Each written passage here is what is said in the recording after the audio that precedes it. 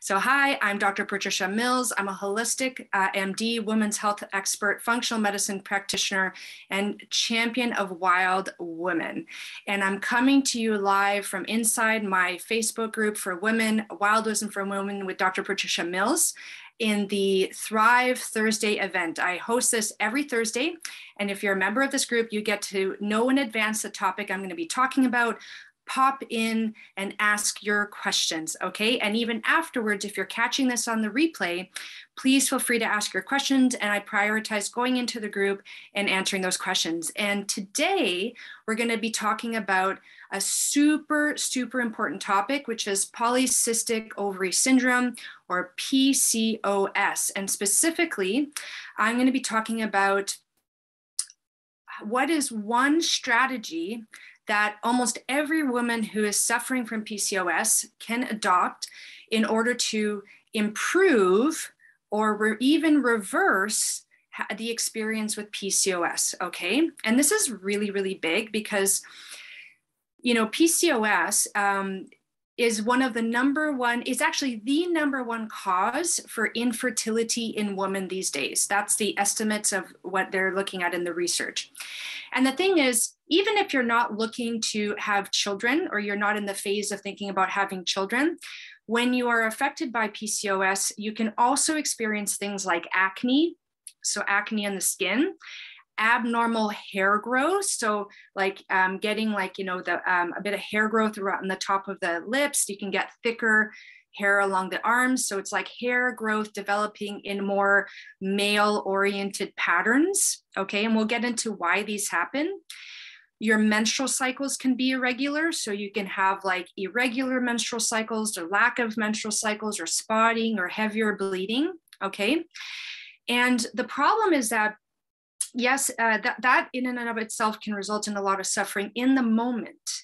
And there's a lot of research that's being done in order to try and decrease, like improve the experience of PCOS. So for example, women will be offered oral contraceptives to help improve their experience with these conditions. And maybe if you're trying to get pregnant, you'll be given some fertility stimulating treatments. And the good thing about it is that you will feel better in the moment. The bad thing is that those medications are not addressing the root cause, okay, what caused PCOS to happen in the first place, which means that as you're feeling better, you're not actually being better. The root cause is still happening behind the scenes, and you're still at risk. Let's say if you get pregnant, you're because the root cause is still happening, you are at a higher risk for developing diabetes during pregnancy, so gestational diabetes. You're at risk for higher risk for having a miscarriage, for having an earlier birth with a smaller weight baby, which leads to its own complications. And then beyond the fertile years, you're at a higher risk for developing type 2 diabetes, problems with cholesterol, stroke, heart attacks, and even, early death from those conditions, and Alzheimer's, okay? And there actually is a reason, and there is something that actually ties it all together, because right now it's probably like all over the place, right? You're probably thinking to yourself, well, what is the root cause? Like, why would I develop PCOS, right? And how does that relate to the acne and the hair growth and the infertility and the menstrual irregularities? And how does this put me at increased risk for problems during pregnancy and beyond? And I can tell you that I dove deep into the research, and I found a common thread that was present in all of the studies. And I don't know, like, I'm certainly not the first person to put this all together, but maybe I'm the first person that you're listening to that is putting this all together. And I'm going to explain this. And this is a theory that is based on, I found multiple research studies. And as you know, perhaps you don't know, actually, I'm a published researcher.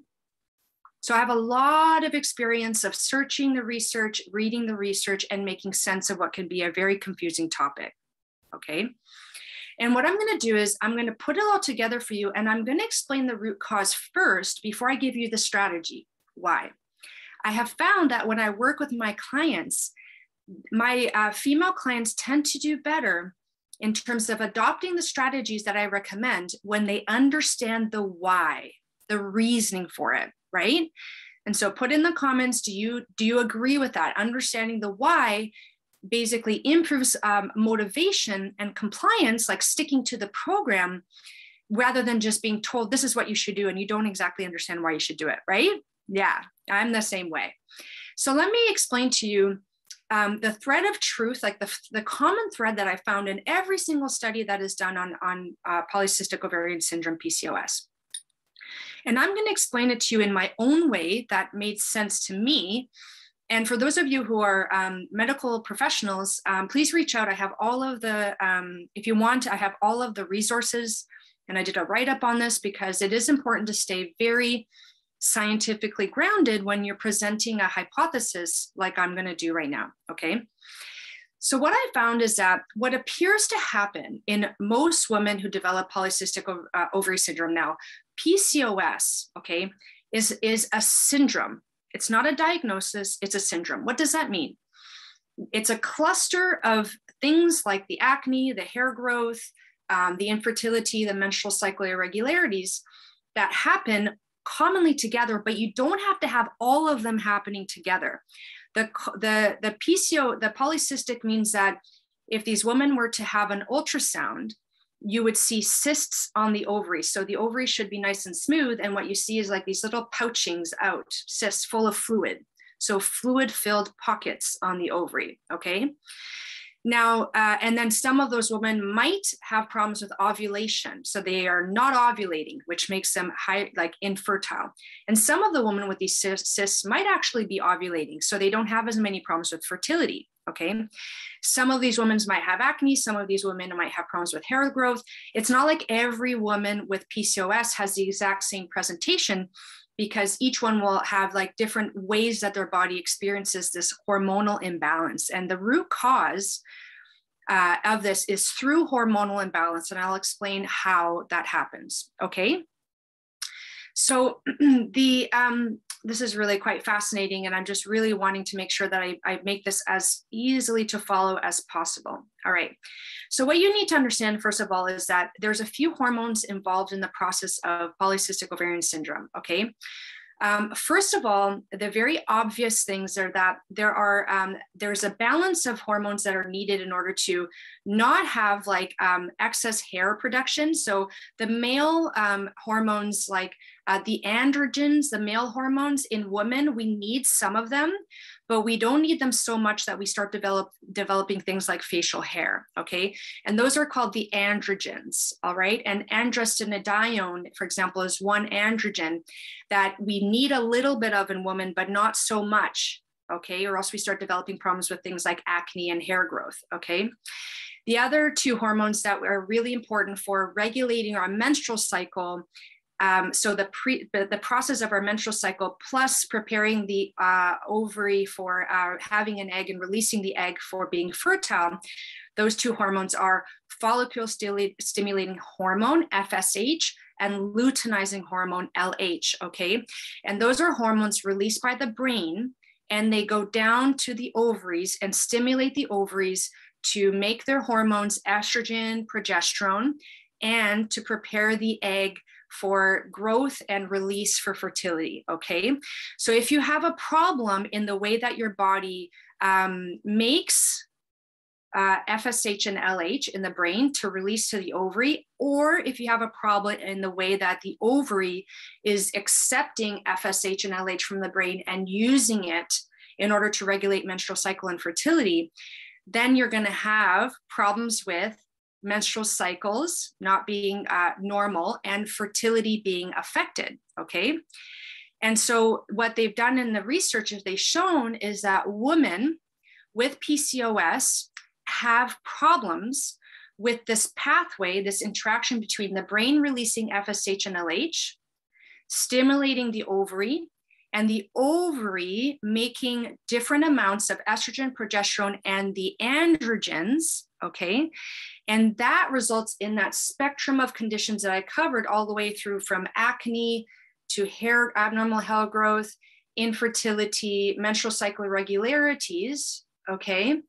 And if you have ongoing problems with these hormones, they do affect, like, our whole body is regulated by these hormones. Then the ovary releases the estrogen, releases the progesterone, releases the androgens, and that affects your body tissues.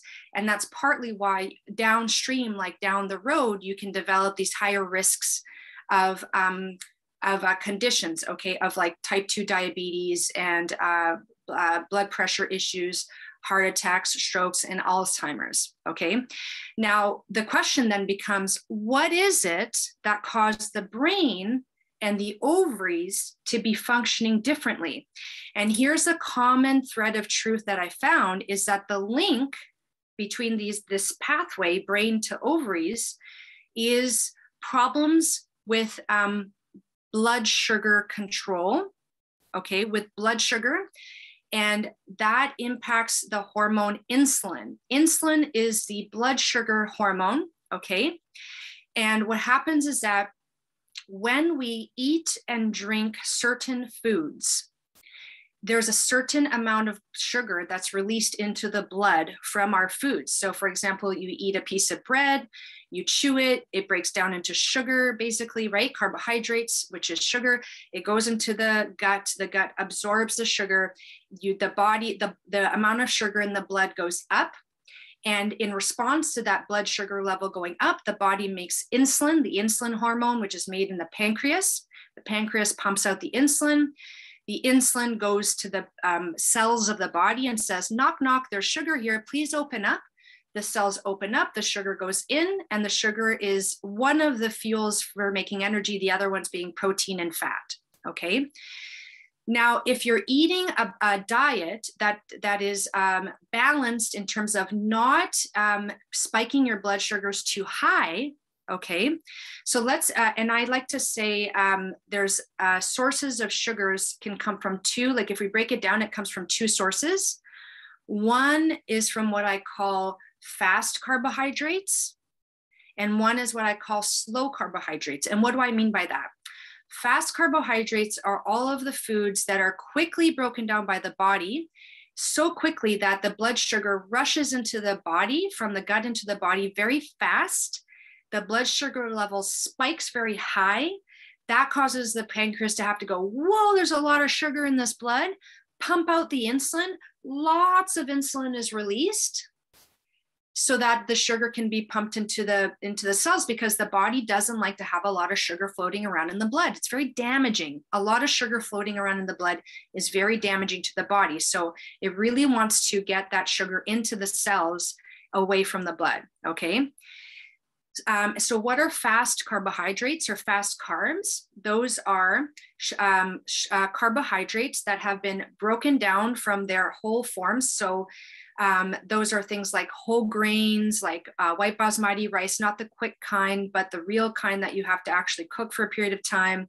Whole grains like wheat, amaranth, millet, all of these whole grains, before they have been turned into a flour and made into products like bread, pastries, pastas, croissants, donuts, muffins, right? Those are all fast carbs because they're very simple carbohydrates, very processed, refined carbohydrates. And even things like rice flour, chickpea flour, lentil flour, they have been highly processed, turned into flour, not in their original whole grain form. And that's when it becomes like a problem with increasing our blood sugar very high, because it's like a fine powdery flour that gets quickly broken down, quick absorption into the blood, high amounts of insulin levels are created, okay? Other things that are fast carbohydrates are things like juices, fruit smoothies, okay? And especially gluten-free flour products, okay? So gluten-free flour products often are gluten-free, but are very high in refined flours, all right? So, and they have a lot of added sugars. Flavored beverages like sodas and obviously pop, those kinds of things, a lot of sugar, anything. And then there's the simple sugars like table sugar, right? Corn syrups, fructose, high fructose corn syrups, which are in a lot of packaged foods. So a lot of processed foods have this issue where they have hidden sugars, and there's like 56 different ways they can name sugars, so that it's kind of like in the ingredient list and you don't maybe recognize it as a sugar. But for example, dextrose and maltose and lactose, which is the sugar you find in milk. So milk has a lot of sugar as well. So if you're drinking a lot of milk, even oat milk, okay, rice milk, all of those have a lot of simple sugars. All right, kombucha, if it's not properly fermented, if it's still tasting sweet, it still has a lot of sugars. So you can start to see how you could think you're a pretty healthy person. You're having your fruit smoothies, you're having your kombuchas, you're having your gluten-free products, you're having your protein bars, which have a lot of hidden sugars in them. And little do you know that you're really spiking your blood sugar very high consistently on a regular basis, okay? What happens over time? If you do that here and there occasionally, that's not a big deal. But let's say that's like you're having your granolas that have a lot of sugar, like you wake up in the morning and you have your granola cereal, you have your toast, and then at lunch you have your sandwich, or maybe you have your smoothie, your fruit smoothie, maybe you have a protein bar in the afternoon, you have your kombucha, you get yourself a treat at the bakery, and then at dinner time you're having pasta. It's a lot of sugar hits through the day, right? So what happens is over time, your body is pumping out insulin, okay? Insulin in normal amounts without a lot of fast carbs, which I'll talk about what that is as part of your strategy to how to reverse your PCOS. But insulin in small amounts is good. It allows sugar to get into the body for energy production. It also helps regulate growth in the body, like kids, growing kids, all that kind of stuff. But in large amounts, excessively, frequently, throughout the day, day after day, year after year, your body starts to reach a tipping point. And what happens is this is what the research shows, which is fascinating. Remember I told you that there's problems at the level of the brain and there's problem at the levels of the ovary when it comes to polycystic ovarian syndrome? Well, at the level of the brain, insulin affects the part of the brain that releases LH and FSH. That part of the brain, for those of you who want to know, is the anterior pituitary. So it goes to the pituitary and it actually changes the amount of LH, for example, that is released from the brain to the ovary, okay? So it changes that amount, all right? And that in and of itself has an effect, because that LH goes to the ovary, and the effect of that is that the ovary starts to make too much estrogen, progesterone, and estradiol, the androgens, right?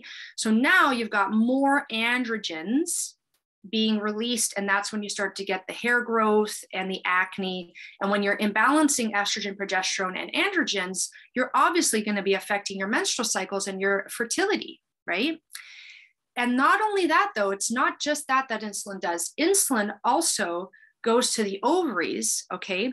And it's too much insulin stimulates the ovaries, okay, to be more sensitive to LH and FSH. So not only could there potentially be more of those circulating the body, the ovary itself becomes more sensitive to these hormones, LH and FSH. And again, when you increase your sensitivity to these hormones at the level of the ovaries, which are responsible for making your estrogen, progesterone, testosterone, androstenediones, the androgens, becomes off balance. Those become off balance. And in some women, that affects the ability to grow and release an egg for ovulation. It affects the ability to control the menstrual cycles for regular, not too light, not too heavy menstrual cycles, right? And what's interesting is that in some women, they have the effects at the level of the brain. And so you can actually measure that they have these higher levels or abnormal levels of FSH and LH in the blood. And for some women, the problem doesn't happen at the brain, it only happens in the ovary.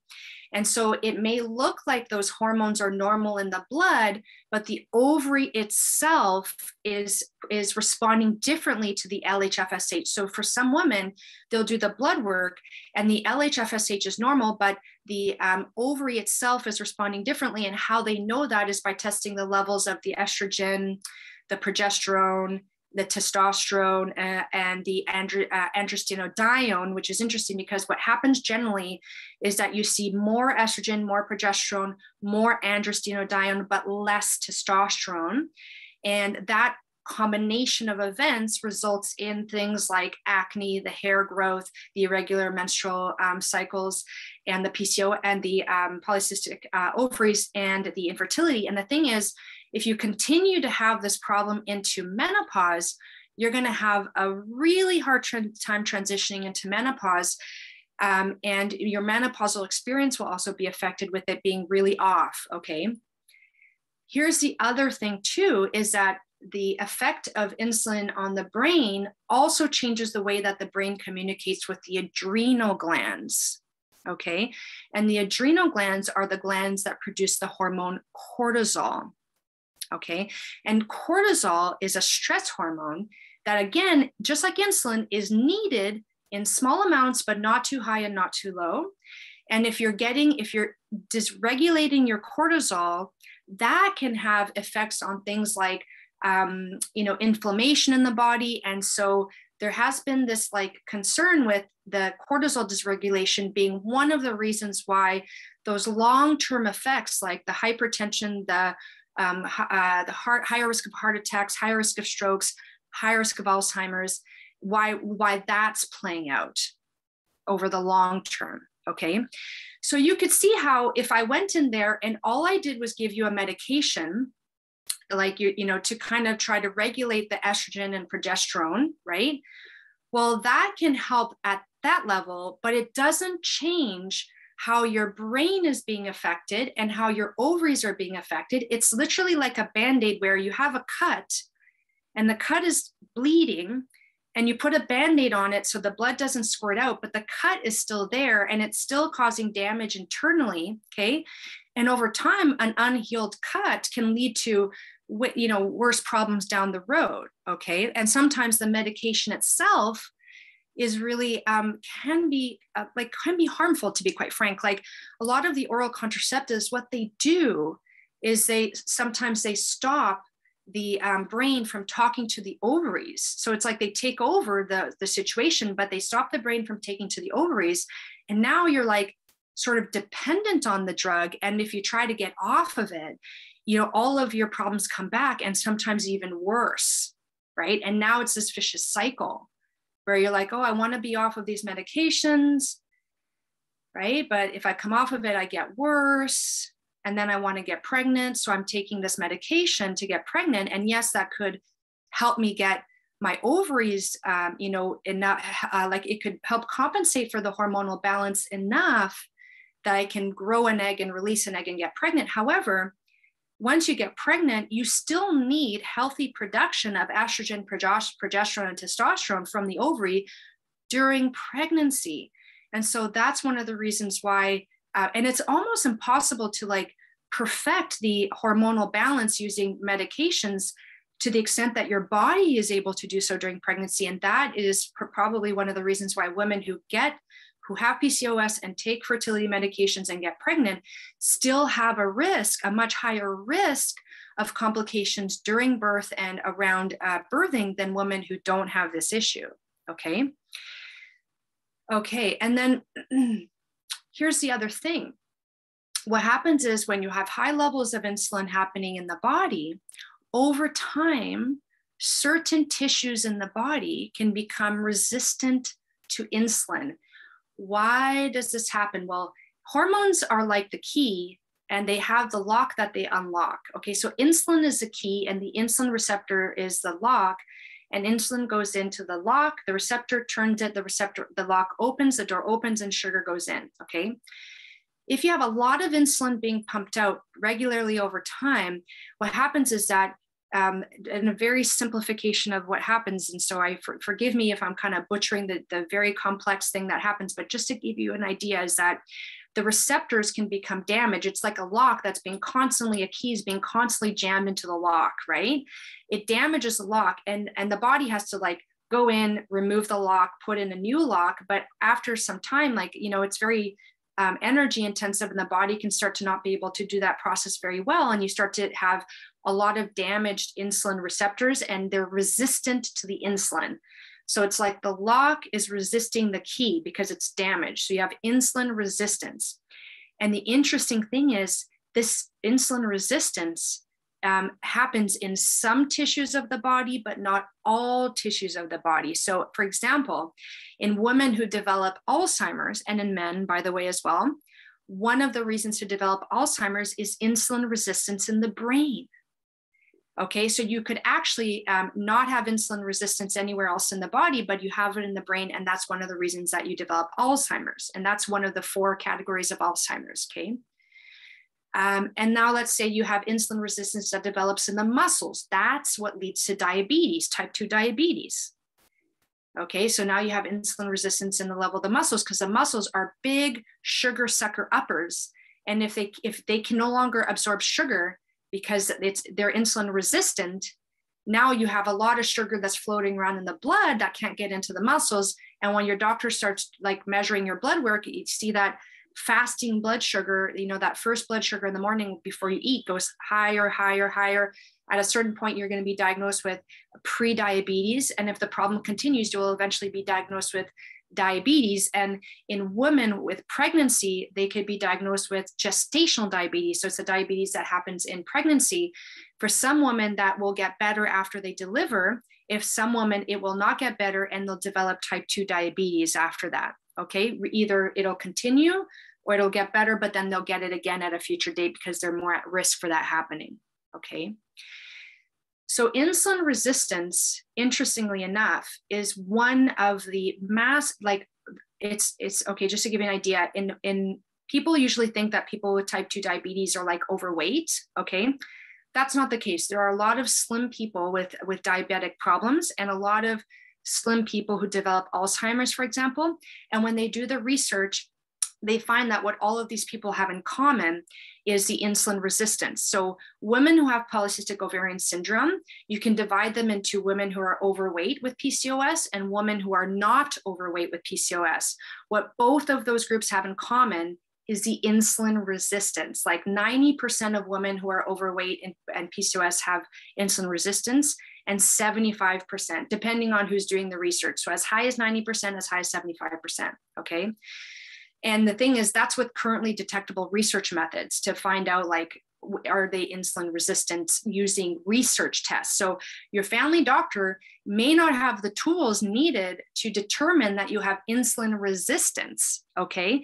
And one of the best tests that we have available that a family doctor or a naturopathic doctor, functional medicine doctor can do is to order what's called a fasting insulin level, which is you might have to pay for if you're local, like in Canada, that's not covered in our like general screening. And so that's something you have to pay for with a naturopathic doctor or functional medicine doctor. In other countries, maybe it's covered. And that's one way to get an earlier look, because sometimes that happens before the insulin resistance starts to happen, before the blood sugar levels start to climb up, that you would be able to measure on blood work.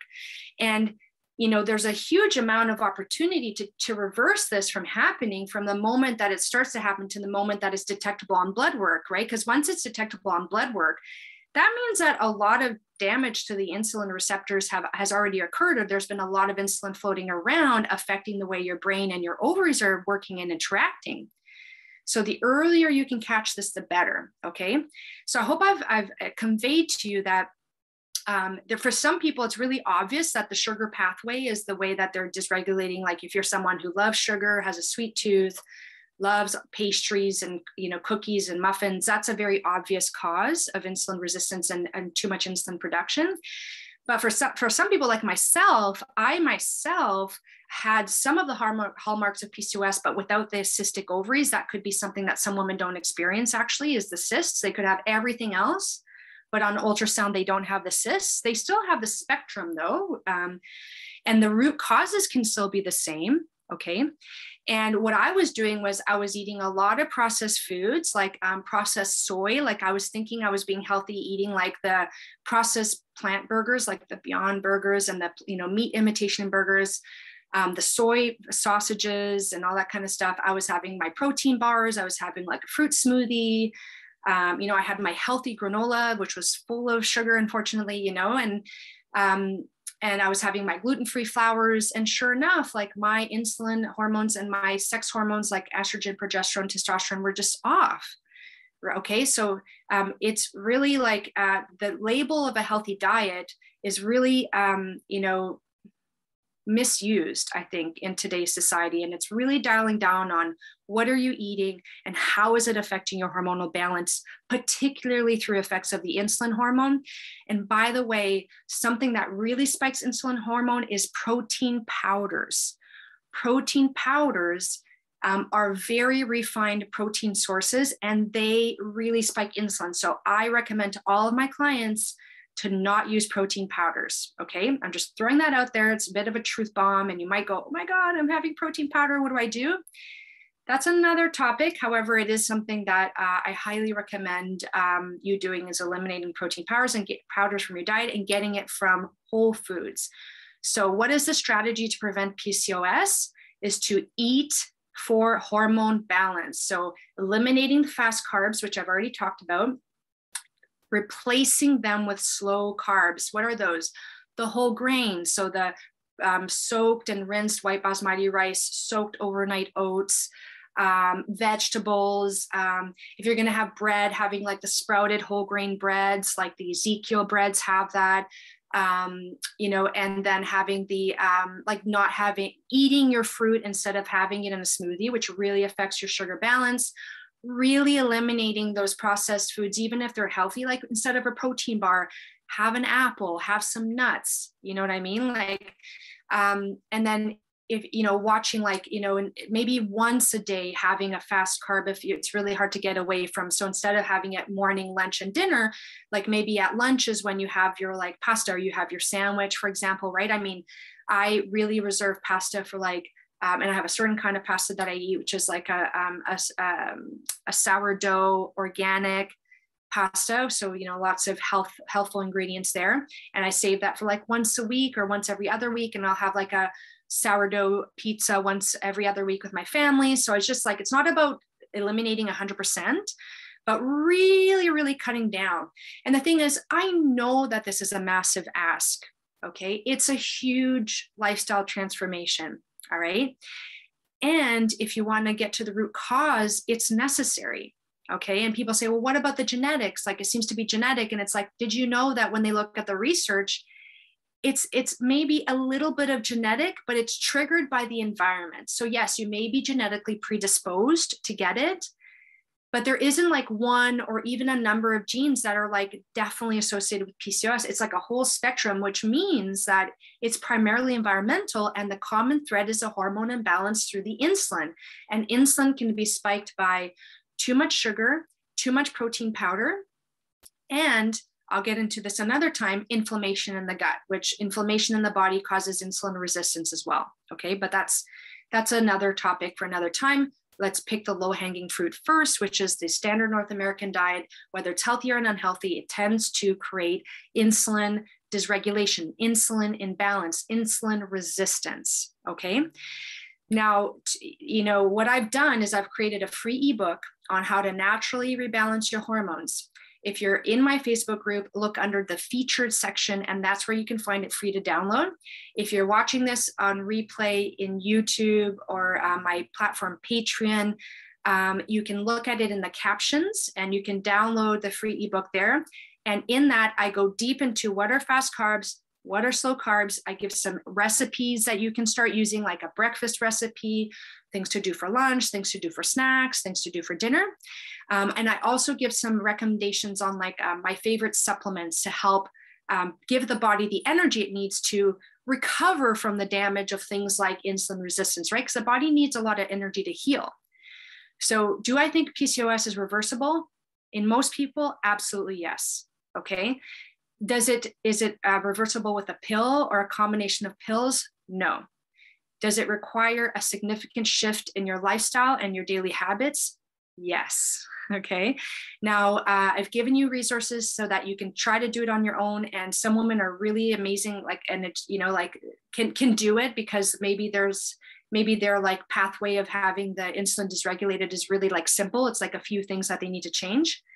If you find that you tried it on your own and you're simply not getting the results that you want, and what you want is to reverse your PCOS and experience smooth menstrual cycles, natural fertility, with a healthy pregnancy, smooth transition into menopause, getting the clear skin, hair growing beautifully on your head and not elsewhere, reach out to me, okay? That's what I'm here for, info@drpatriciamills.com.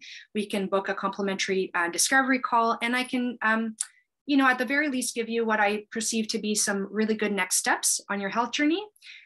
Or I can also tell you how it is I can help you be your expert guide in figuring this out and giving you the vibrant, wildly, naturally healthy self that you deserve. All right. So I hope that you found this presentation helpful.